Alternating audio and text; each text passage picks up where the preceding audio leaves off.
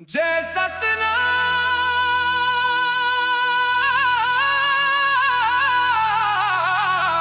जय सतनाम। गिरोधपुरी धाम ले गूंजे बाबा के नाम।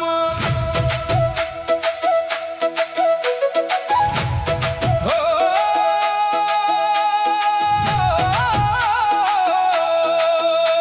सफेद झंडा लहराए, सतनाम के जोत जगाए।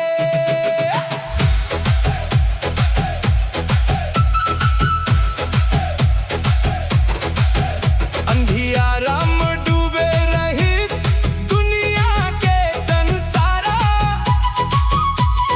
सत्य के बात बताइस बाबा अवतारा। छुआछूत भेदभाव दूर भगाइस, मानवता के रद्दा में सबला चलाइस।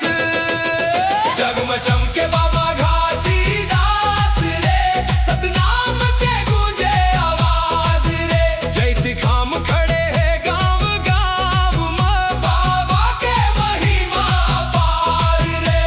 गिरोधपुरी धाम में जोत जले भारी, दुखिया गरीब मन के बाबा रखवारी। सफेद कपड़ा ओढ़े शांति के चिन्हा, सत्य अहिंसा के सिखाइस गुण।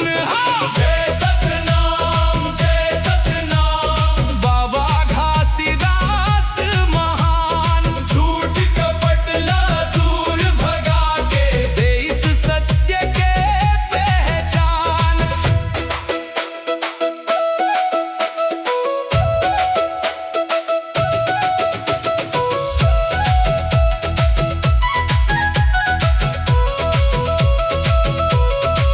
जंगल पर्वत में तप करके ज्ञान लपाए, अमृत बानी सुना के जगल राह दिखाए। मन के एक समान कही के, प्रेम दया के दीप जलाइस हंसी के।